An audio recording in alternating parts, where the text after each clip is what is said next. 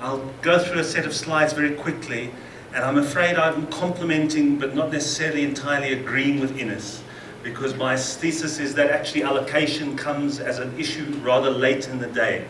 What I propose to do is to ask us the question, is the challenge scarcity or investment resources? Is it scarcity or growth? Because I think that determines whether we look at allocation as the issue or investment as the issue. I'll try and illustrate that using South Africa as an example, but coming to the conclusion that probably what we need more than simply a focus on allocation is a focus on better water management.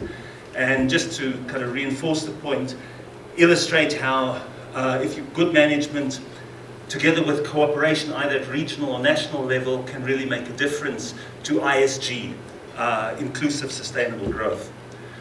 So starting with that first challenge, first issue, is the challenge scarcity or is the challenge money? Because that's going to determine our management responses. And I'll use Africa to make the general case. Looking at where the rain falls and looking at the center of Africa, sub-Saharan is not generally short of rainfall. And we should always remember that when we start talking about surface water, the water that flows into rivers, this is the Nigerian example, but it applies to most places, the surface water is only a very small proportion of the total water that falls on a country. So we're managing 10% of the total water. And when we then go and look and ask the question, is scarcity the problem? Charles Varasmati of City University in New York has produced these maps for us.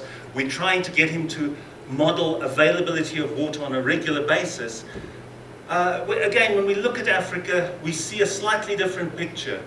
We see in general that scarcity, and the scarcity measure is arguable. Falkenmark said below 1,000 cubic meters per year per person is really approaching scarcity. We don't have many places at that level, although Kenya, interestingly, I think it's Rwanda and Egypt are in that category. And it's always a good idea to see which countries have how much water per person, because we very quickly see the problem isn't a scarcity problem. The problem is usually where's the water and are we able to use it? And it's who uses their water that for me is interesting, because when we look at Africa again, we find tiny proportions of the water, the blue water, actually being used, the water in the rivers. Now South Africa is a bit of an outlier, using 31% of its available surface water. Zimbabwe and Swaziland are also kind of relatively high. But look across in East Africa. These are the figures that national administrations give to the World Water Assessment Program. 5% of the surface water is being used. Where's the scarcity, one has to ask. So, is the problem money or scarcity? This is another variation of the same, we're going to use the same pictures over and over again. Certainly for Africa and parts of South Asia, the problem isn't a scarcity of water, the problem is a scarcity of money with which to use the available water. And you see that when you look at the drought risk, and you find that countries that are dependent on rainfall have a greater proportion of their GDP at risk from variability and drought. It's important just to put a little parenthesis and talk about population, because when we look at water availability per person, the water availability is assumed by the world not to change, which is a bit crazy in the era of climate change, but nobody is bothering, for various reasons, to track water availability at national level on a systematic annual basis. It's just not done.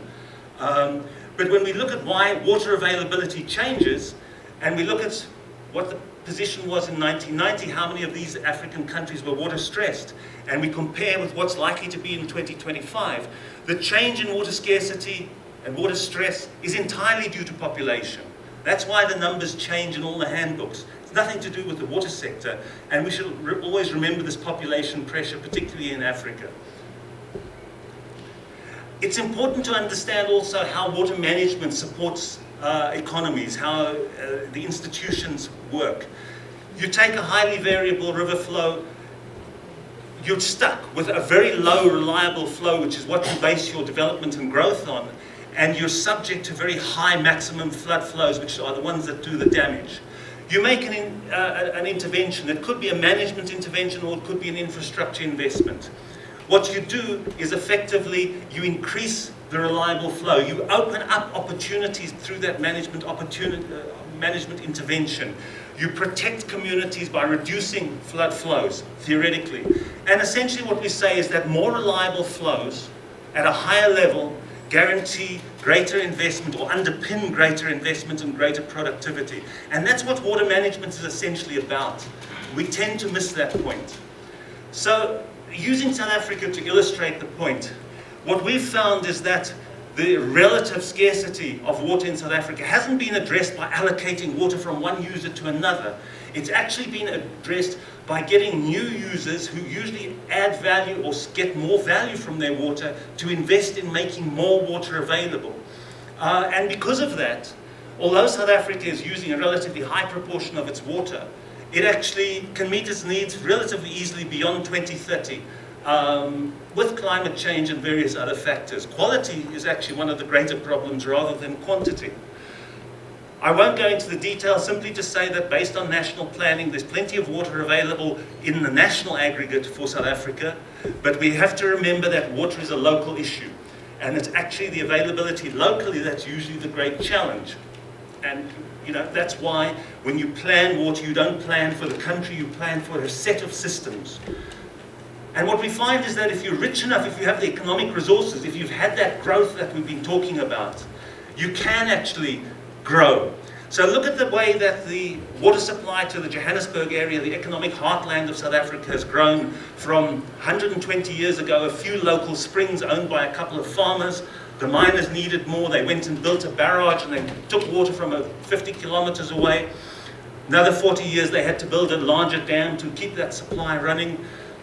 Go another 40 years, they start reaching over into different catchments, taking water from other regions.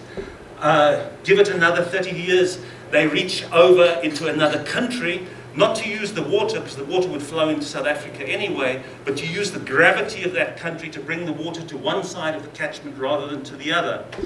And we're looking into 2020, we'll be using the same source. So the question says, oh well, if it's just a question of money, perhaps we can move to the Zambezi next. And that's where you begin to see the complexity of water management, because what we're finding is that bringing all of this water into a community also generates waste. And reusing and using your waste intelligently actually begins to supplement your resource in very exciting and interesting ways. So, in fact, the Zambezi is very unlikely to be tapped for South Africa because there's so many other streams of water available for use. Quality, however, is something that has to be managed and has costs. I won't go into the different issues or the actions needed. Safe to say that the challenges of managing water quality also create opportunities to recycle and reuse and essentially expand the envelope of available water to support economic and social activity, which is actually the goal of water managers.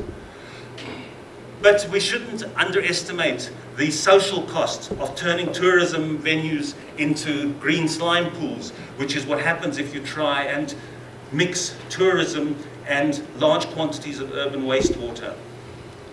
But everyone worries about the climate issues, and I want to put those in perspective again from a South African experience, because the message is that we need good water management for growth and development as use intensifies. We need to look at longer horizons, we need to look at more detail, and we need to look for efficiency improvements and other interventions to meet needs.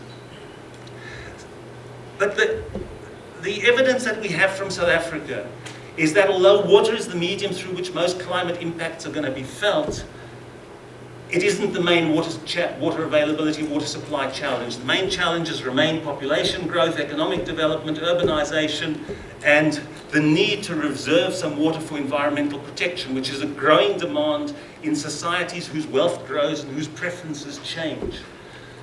And for all of these, we need money to deal with them. The real challenge is very poor countries having to face these challenges with very limited resources. Climate change, if we look at the Western Cape, which is the area of South Africa most likely and most heavily likely to be affected by climate change, we look at the 32 different options of water supply to that area. We look at the planning process that says, what are our likely future demands, worst case, high growth levels. We discover that out of those 32 options, we can choose 9 options to meet the needs up to 2030. And then somebody says to us, but what about climate change? well then you take climate change into account. You assume that the yield of those systems drops off a little bit. You also assume, by the way, that you're going to now meet the environmental protection reserves, the environmental flows that have been specified. When you do those two things, you discover that the cost of meeting water supply requirements of the whole Western Cape metropole has doubled. But most of that cost isn't to deal with climate change. Most of that is to deal with the level of environmental protection that that community believes is worthwhile and important to introduce. So climate change is a second order problem to environmental protection and sustainability. Finally, because this is a quick run through, and let's take it in discussion and see if we want to take some issues forward. It is important that when you start looking at the boundaries and the decision-making frames in different ways and put them together differently, you see opportunities to meet water needs, to meet development needs, to meet environmental sustainability needs in a slightly different way. So, we look at the Southern African region, we find that the country with the least water per person is by far the most developed. And we ask ourselves the question, what are the complementary trade-offs between the countries which have the resources of water and don't use them, and the country which has the greatest resource but is running into stress? And it's actually the water managers who've said, let's go and talk to SADC countries which don't use much of their water about potential partnerships. We're already using Lesotho's gravity to bring water across the catchment. We've already done deals which ensure that the downstream countries of Mozambique have water for their urban needs. We've already seen cooperation lead to development both in Swaziland and in South Africa, particularly in the agricultural domain. But the future opportunities that we see in a Southern African context would be to say, well, if SADC countries have got great opportunities to expand their rain-fed agriculture, let alone their irrigated agriculture, why are we using water to grow food in South Africa? Why can't we have a regional food market? We're close enough, we've got railways, we're linked, we're part of the same economic union. That would release water for other purposes in South Africa and avoid us having to go to the even higher cost options that we still have to develop new water. Where could we fund infrastructure development from? Well, one is to develop systems to supply the neighbors, but the other is to look at the options for hydropower generation. And as was already shown, Africa's hydropower potential has barely been touched. Largely, I have to say, because European environmental opposition, North American environmental opposition has blocked hydropower development for the past 2 decades. This offers huge opportunities because what hydropower can do is fund infrastructure development that can become multi-purpose. And anyone who knows the history of the management of the Kabora Bassa Dam during recent floods will know that dams actually are very important to manage floods if that is what they are used for. And the difference between the 1974-5 Mozambique-Zambezi flood and the 2002, I think it was, flood is in the one, the dam was managed for hydropower for the colonial payback, and in the other, the dam was managed by Mozambique for Mozambique's interests. And it was used to prevent floods rather than to maximize revenue. The conclusions. We really need to ask carefully in the different contexts, is the challenge scarcity or is it the availability of financial resources to manage water better? That's going to determine the response, whether you try and make do with what you have or whether you expand the envelope of opportunity and develop more. Certainly the South African case doesn't illustrate that allocation is the issue. What it illustrates is that a 100-year history of development builds the kind of economy that can achieve the kind of inclusive growth. If you look at our social welfare spending, it's amongst the highest in the world as a proportion of GDP.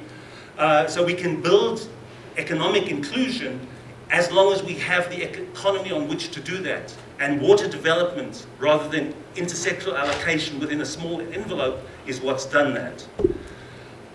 But good water management is critical, and we need to understand what it means. And as the pressures intensify, we need to give Patrick more money. Chairman, you can give me 2 minutes because I'm going to give you more money on your budget. What we find is that budgets for water resource management globally are being reduced, are being whittled away to the point that we don't even monitor the resource effectively anymore. And if we're looking at intensified use for inclusive sustainable growth, we won't find it by cutting budgets for water management. We need to plan and invest for long time horizons. We've got to understand that efficiency improvements will come with this process, not replace this process. We've got to understand the opportunities at regional level or between regions within countries to really improve and make water a factor that contributes to inclusive and sustainable growth rather than a problem that is constraining it. And really, the attempts to use water as a vehicle for ISG rather than as a constraint is perhaps the message I'd like to leave with you today, both at national level as well as at regional level. Thanks.